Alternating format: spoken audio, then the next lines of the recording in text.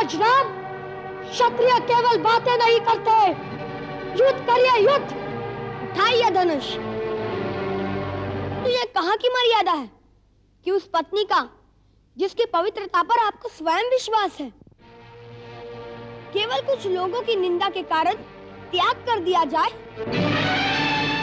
और उसे निस्सहाय अवस्था में वनवास के दुख भोगने पर विवश कर दिया जाए। तुमने आज वो किया जो तुम्हें नहीं करना चाहिए था। इसका तो प्रायश्चित भी कठिन है।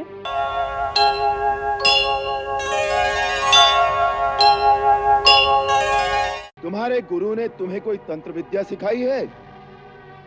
क्यों? क्योंकि जो कार्य तुमने किया है वो अवश्य दंड देने योग्य है, परंतु तुम्हें देखकर हमारे मन में न तो दंड देने की इच्छा हो रही है और न तुमसे युद्ध करने की। मेरी अवस्था भी यही है। मैं तो यही सोच रहा हूँ कि आप किसी मोहिनी मंत्र का जाप कर रहे हैं। ये विधाता की विधि कैसी है कि दोनों ओर से धनुष उठाना कठिन हो गया है। महाराज राम, इस प्रकार यह मंत्र तंत्र का प्रयोग वीरों के लिए उचित नहीं है। यदि कर सकते हैं तो सच्चे क्षत्रिय की भांति हमें अस्त्र शस्त्र से पराजित करिए, भावना की मोहिनी डालकर नहीं। बालक, हम तुम्हारे सारे अपराध क्षमा कर देते हैं। ये यज्ञ का अश्व हमें लौटा दो, हम तुम्हें कोई दंड नहीं देंगे। युद्ध में हमें पराजित कीजिए और घोड़ा ले जाइए। और ये भी याद रखिए, घोड़ा लिए बिना चले गए तो समस्त विश्व में अपयश फैलेगा। बालक, हमें विवश मत करो। जब युद्ध भूमि में आ ही गए हैं महाराज, तो अब और कोई मार्ग नहीं बचा। एक ही मार्ग रह गया है, धनुष उठाइए।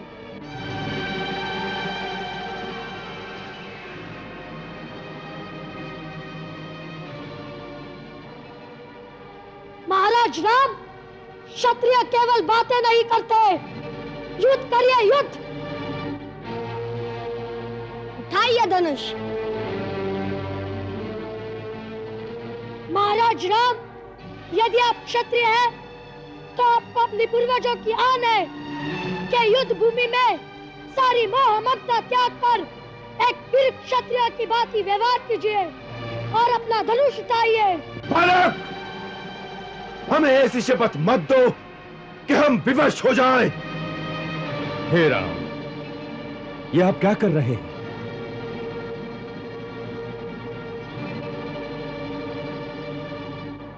बालकों की बातों में आकर ये क्या अनर्थ कर रहे हैं आप?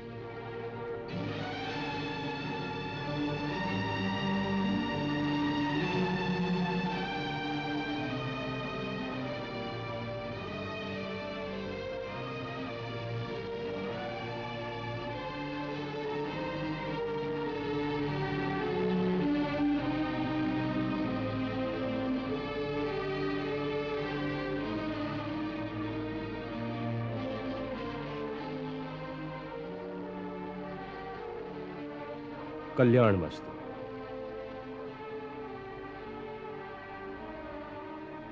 प्रभु, स्त्री, वृद्ध और बालक, इन तीनों के जीवन की रक्षा का भार तो राजा पर ही होता है।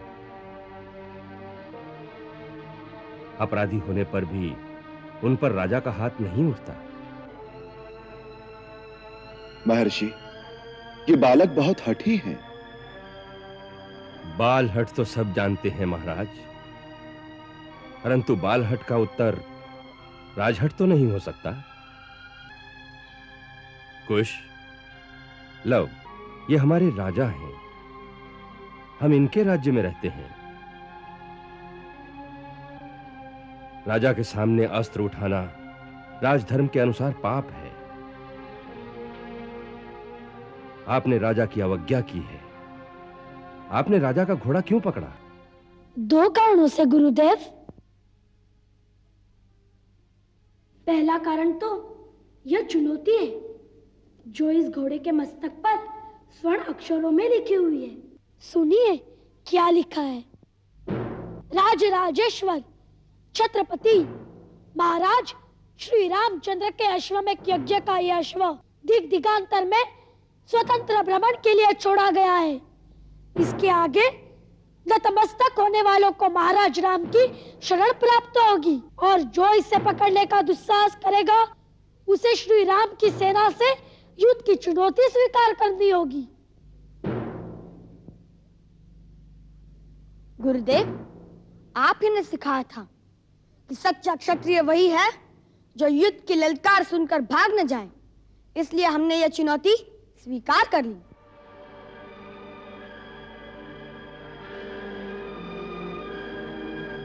और दूसरा कारण?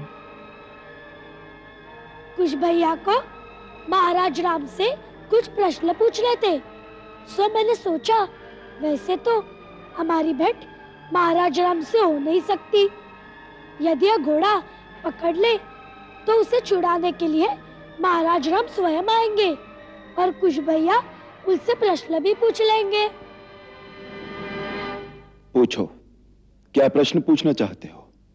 एक ही प्रश्न है महाराज कि हमारे गुरुदेव कहते हैं आप मर्यादा पुरुषोत्तम हैं, परंतु यह कहाँ की मर्यादा है कि उस पत्नी का जिसकी पवित्रता पर आपको स्वयं विश्वास है केवल कुछ लोगों की निंदा के कारण त्याग कर दिया जाए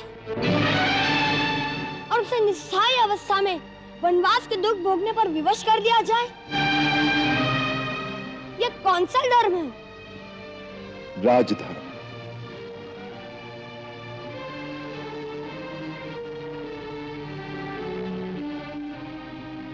एक साधारण मानव के धर्म और एक राजा के धर्म में इतना ही अंतर है।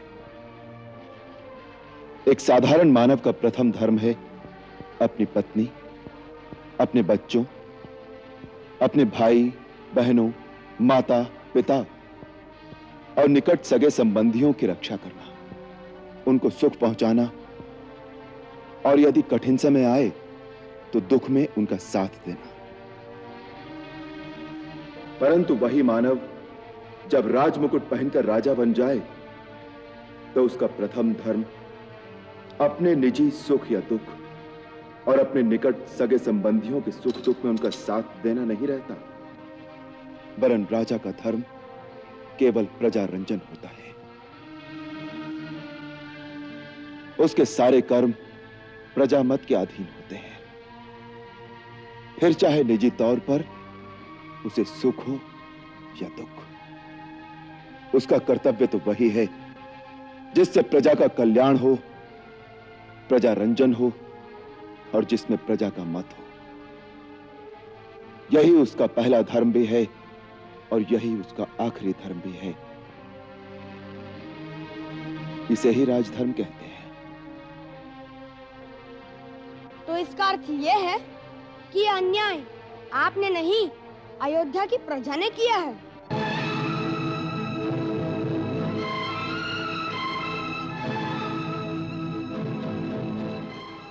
जो अयोध्या की प्रजा ने किया है उसका उत्तर अयोध्या की प्रजा से मांगना चाहिए। लवकुश, इस समय तुम दोनों ने इनका घोड़ा पकड़कर और इनके सामने अस्त्र उठाकर जो अवज्ञा की है उसके लिए तुम्हें इनसे क्षमा मांगनी चाहिए।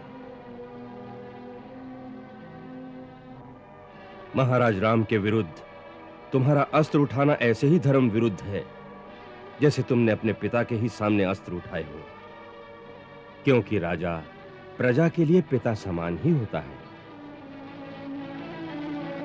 शास्त्र कहता है कि पिता ही सर्वभूतानां राजा भवति धर्मतः। इसलिए तुम्हें इनको पिता समान आदर देकर क्षमा मांगकर यज्ञ का घोड़ा लौटा देना चाहिए। जो आज्ञा गुरुदेव।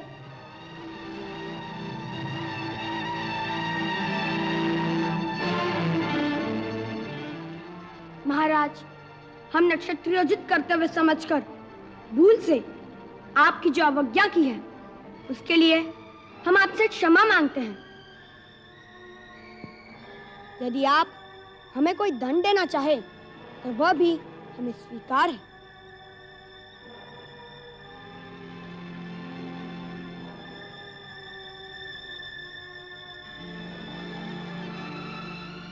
तुम दंड के अधिकारी नहीं हो बालक। तुम्हारे जैसे वीर, गुणी और ज्ञानी बालक जिस राजा के राज्य में हो, उसे उन पर गर्व करना चाहिए और पुरस्कार देना चाहिए।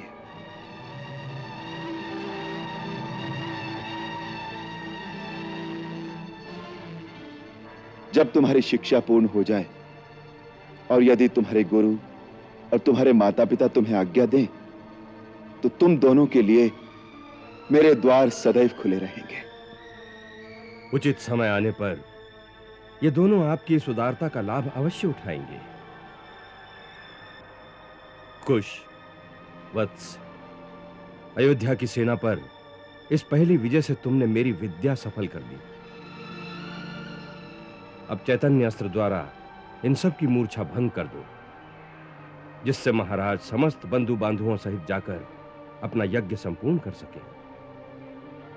जो आज्ञा गुरुदेव।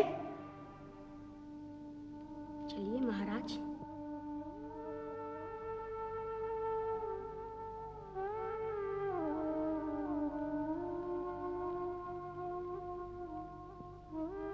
हे पवन पुत्र। जी महर्षि। आप यज्ञ का अश्व ले जाइए। जो आज्ञा। महर्षि, एक शंका है। क्या? ये क्या लीला है?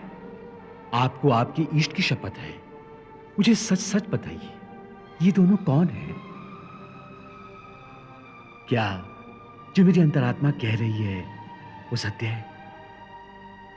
भक्त शिरोमणि, आप अपनी ही शक्ति के द्वारा प्रत्यक्ष देख भी चुके हैं, फिर भी मुझसे क्यों पूछ रहे हैं? हे महावीर, भक्त की शक्ति तो भगवान से भी अधिक होती है। फिर भी मेरी एक प्रार्थना है कि अभी इस बात को गुप्त ही रहने दें। उचित समय आने पर मैं स्वयं ही प्रकट कर दूंगा। मैं देख रहा हूं, विधि का खेल बड़ा विचित्र होने वाला है, फिर भी उसे एक सुखद मोड़ देने की चेष्टा कर रहा हूं।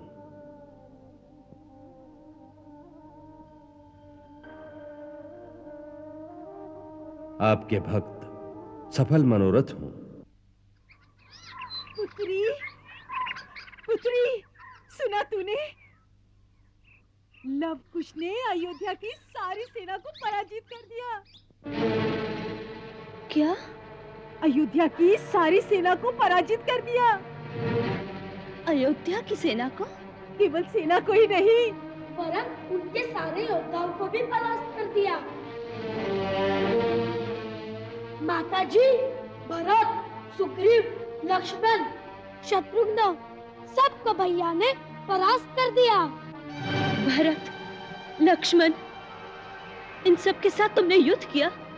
क्यों? कैसे? छोड़िए ना इस बात को। एक छोटी सी लड़ाई थी, समाप्त हो गई। देखिए ना, हम आपके लिए कितने सारे कमल पुष्प लाए हैं, आपकी पूजा के लिए।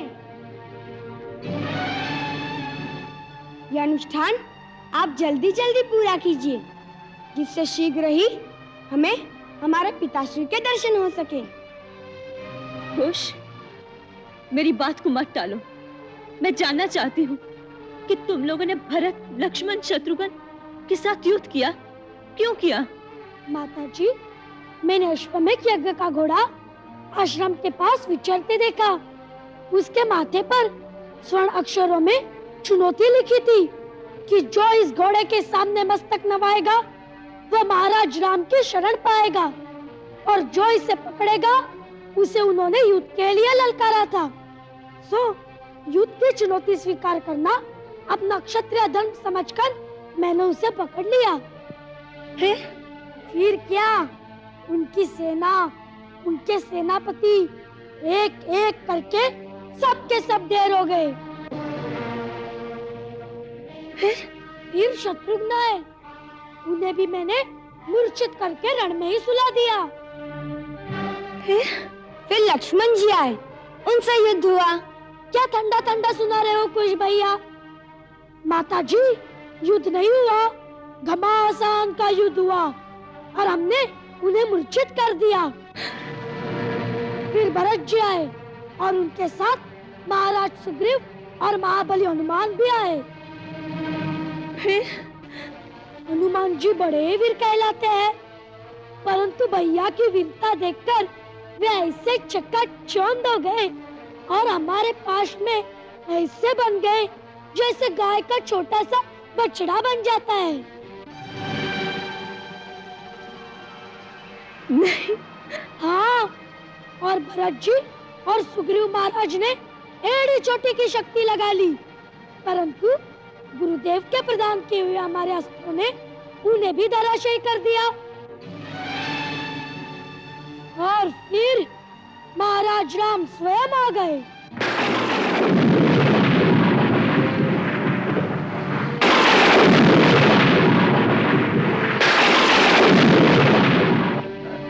क्या महाराज राम स्वयं वहां आए थे और तुम लोगों ने उन पर धनुष उठा लिया? नहीं, हम तो धनुष उठाए तैयार थे, परंतु वे ही युद्ध से आनाकानी कर रहे थे। फिर हमसे कहने लगे कि तुम दोनों को देखकर तुम पर बाण चलाने की इच्छा नहीं होती, तुम्हें प्यार करने की इच्छा होती है। परंतु मैंने उन्हें कहा, महाराज राम, केवल बातें न कीजिए, युद्ध करिए, युद्ध। परंतु जैसे युद्ध आरंभ होने लगा, गुरुदेव आ गए और फिर उन्होंने तो युद्ध होने ही नहीं दिया।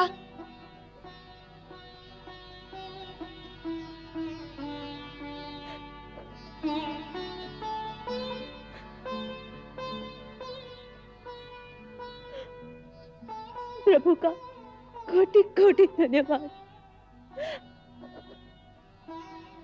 कि तुम लोग एक महान पाप से बच गए, एक महान पाप से बच गए। क्या हुआ पुत्री? माताजी, माताजी, ये आपको क्या हो गया माताजी?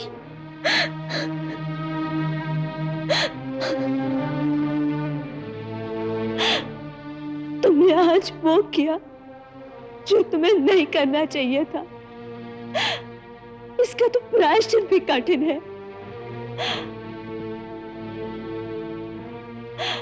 हनुमान को तुमने एक बछड़े की भांति बांध दिया। हनुमान तो मेरा पहला पुत्र है, तुमसे भी बड़ा पुत्र।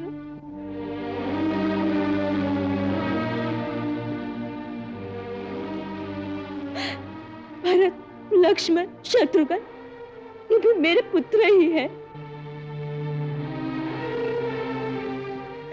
तुम उन पर प्रहार करोगे तो मेरी क्या दशा होगी?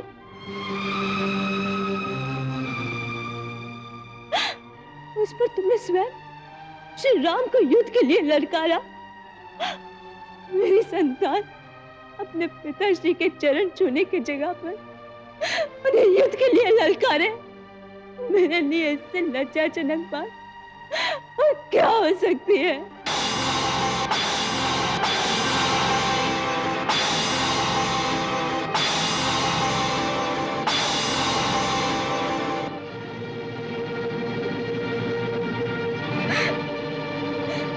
तुमने एक भी बार उन पर चला दिया होता तो उसके पश्चाताप में मेरे लिए अपने प्राण देने के अतिरिक्त और कोई मार्ग नहीं रह जाता, और कोई मार्ग नहीं रह जाता।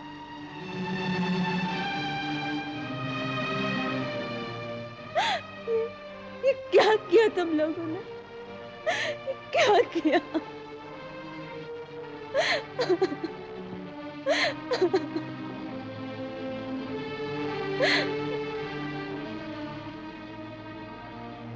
ये आप क्या कह रही हैं माताजी?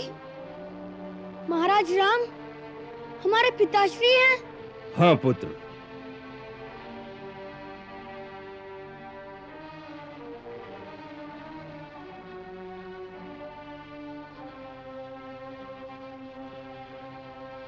देवी सीता सत्य कह रही है।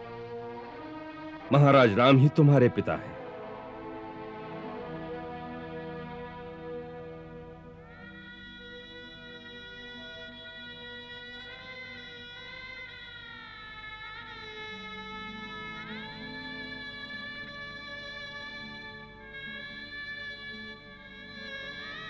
तो क्या आप ही वह अभागी सीता है जिन्हें महाराज राम ने वन में त्याग दिया था? जिसके पति श्री राम हो उसे अभाग्य नहीं कहते। मुझसे अधिक भाग्यवान और कौन होगा कि मैं उनकी पत्नी हूँ जिनकी तीनों लोकों में पूजा होती है। फिर ये बात आपने हमसे आज तक क्यों छिपाई?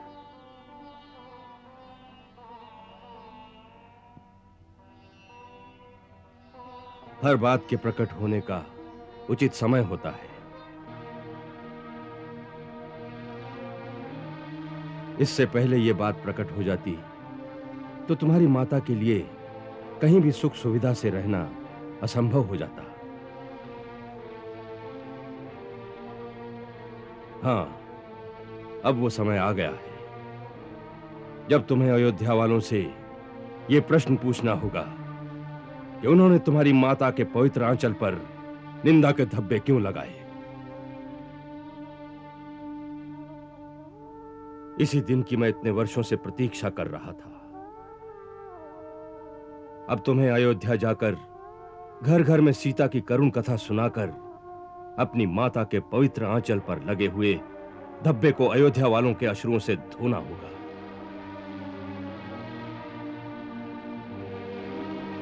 उनके मन पर लगे हुए मैल को मिटाकर उनके हृदयों में महारानी सीता का सिंहासन फिर से स्थापित करना होगा।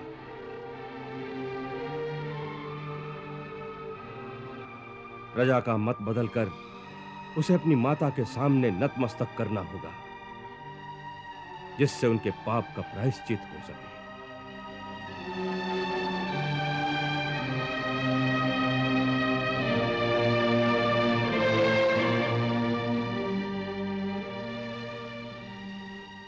वन वन डोले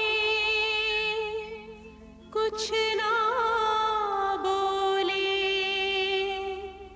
सीता जनक दुलारी।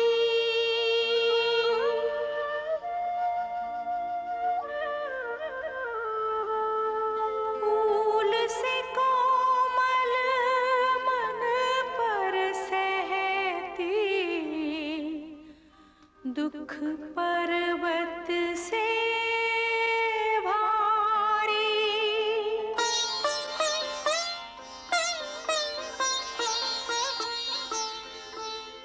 धर्म नगर की वासी कैसे हो गए अत्याचारी। राज धर्म के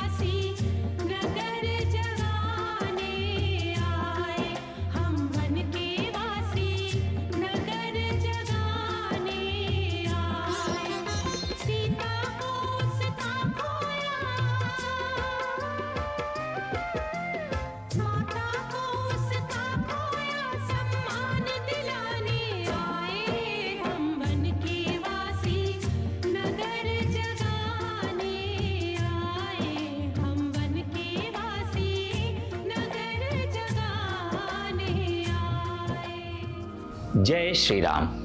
मर्यादा पुरुषोत्तम भगवान श्री राम की बार बार समझाने के पश्चात भी लव कुश नहीं मानते और उन्हें युद्ध के लिए ललकार देते हैं। तभी समय रहते महर्षि वाल्मीकि वहां पहुंचते हैं और दोनों पक्षों को शांत कर युद्ध रोक देते हैं। महर्षि वाल्मीकि के आदेश पर नन्हे लव कुश अश्व को मुक्त कर देते हैं और युद्ध में मूर्छित हुए सभी वीरों को भी जीवन दान मिलता है। जब माता सीता को यह सब पता चलता है तो वे क्रोधित होकर नन्हे लव कुश को सत्य बताती हैं कि जिनसे वे युद्ध करने जा रहे थे वही उनके पिता प्रभु श्री राम हैं। जय श्री राम।